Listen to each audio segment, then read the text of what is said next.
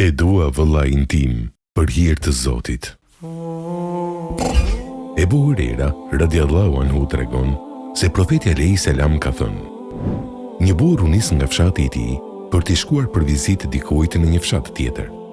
Ndërkohë që ai ishte duke ecur, Allahu i madhëruar urdhëroi një melek që t'i dilte para këtij njeriu në maloren e një rruge. Kur burri kaloi pranë tij, meleku e pyeti: "Për ku je nisur?" Ai tha: "Dua të vizitoj një vëlla besimtar në këtë fshat." Meleku i tha: "E ke të afërt?" Ai tha: "Jo." Meleku sërish e pyeti: "Atë ka bërë ndonjë të mirë e ti po shkon ta falenderosh?" Ai tha: "Jo." Meleku i tha: "Po pse i shkon atëherë për vizitë?" Ai tha: "E dua për hir të Allahut të madhëruar." Atëherë meleku i tha: "Mua më ka dërguar Allahu për të përgëzuar se Allahu të do ty, ashtu si që do ti vëllain tënd besimtar për hatër të tij." Dobi të përfituara nga kjo histori. Kjo ngjarje, edhe pse nuk dihet saktësisht se kur ka ndodhur, mund të thuhet se i përket popujve të mëparshëm para shpalljes së profetit Muhammed alayhi salam, sepse mesazhet hyjnore janë ndërprer pas ndarjes së tij nga kjo botë. Enes bin Maliku radiallahu anhu tregon: pas vdekjes së profetit Muhammed alayhi salam, Ebu Bekri tha Umerit: "Hajde të shkojmë të vizitojmë Eimenin, siç e vizitonte i dërguari Allahut, paqja e Zotit qoftë mbi të." Kur shkuan, ajo filloi të qaj. E pyetën: "Pse po qan për ndarjen e profetit alayhi salam nga kjo botë, kur dihet se Allahu për të ka caktuar diçka më të mirë se sa kjo botë?" Ajo u përgjigj: "Nuk po qaj për këtë, por po qaj se është ndërprer shpallja nga qielli." Kjo përgjigje i bëri edhe ata të dy të qajnë bashkë me ta. Eimeni radiallahu anha ka qenë shërbëtorja e profetit alayhi salam, e cila është kujdesur për të që në vegjeli. Ajo gjithashtu ishte nëna e Usame bin Zeidit. Pra pas vdekjes së profetit alayhi salam, nuk ndodh që melekët t'u flasin njerëzve sepse mesazhet qiellore janë ndërprer.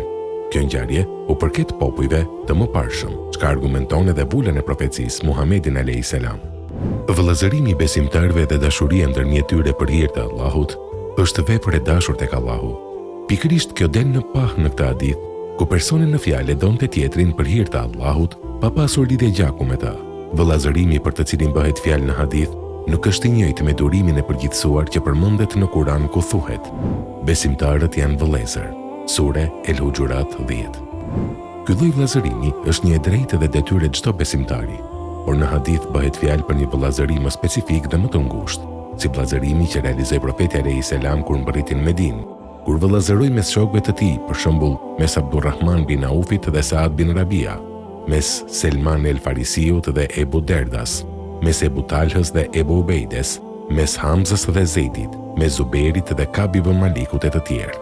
Është shumë e nevojshme që besimtarët të formojnë lidhje të ngushta mes njëri tjetrit, të këshillohen për hir të Allahut, të ndihmohen për hir të tij, të largohen nga lidhjet e tjera që nuk janë për hir të Allahut e që mund të jenë shkak për prishje apo shturje. Profeti alayhi salam thotë: "Nëse dikush e do vëllain e tij le ta vërë në dieni."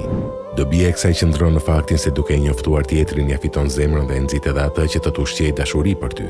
Prej shenjave të ruajtjes së vëllazërisë është shkëmbimi i vizitave dhe interesimi për njëri tjetrin. Abdullah bin Mesudi radiallahu anhu tha një herë shokëve të tij kur erdhën për ta takuar: "A uleni me njëri tjetrin?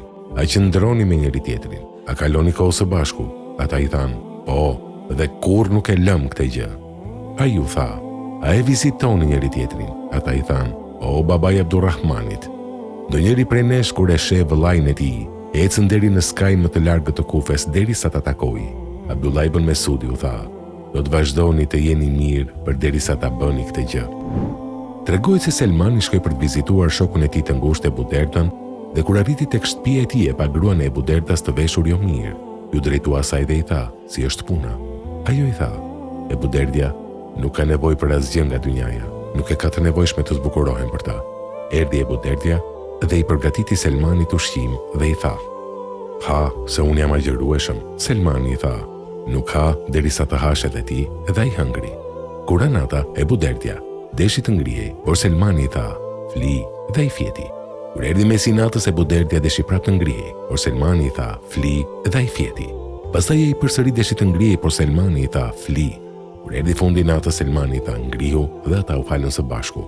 Pastaj Selmani i tha: "Zoti ka hakun e tij, vetja jote ka hakun e saj dhe familja jote ka hakun e saj, prandaj jepja secilit hakun e vet."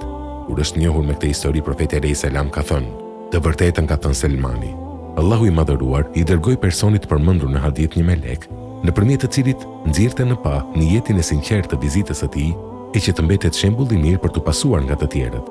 Sikur të mos ishte pyetur për shkakun e vizitës, ndoshta nuk do ta kishte mësuar arsyen sepse Allahu e deshi këtë rob, jo se Allahu nuk e di, por që krijesat e tij ta dinë vlerën dhe rëndësinë e asaj pune." Aftësia e melekëve për të marrë forma të ndryshme në mënyrë që të jenë të dukshëm dhe të shihen nga njerëzit, pasi në pamjen e tyre origjinale është e pamundur, dietarët thonë. Nuk i ka parë melekët në formën e tyre nga ky umet askush përveç profetit alayhis salam, ndërsa të tjerët nuk mund t'i shohin vetëm se në prag të vdekjes kur do të hiqen perdet.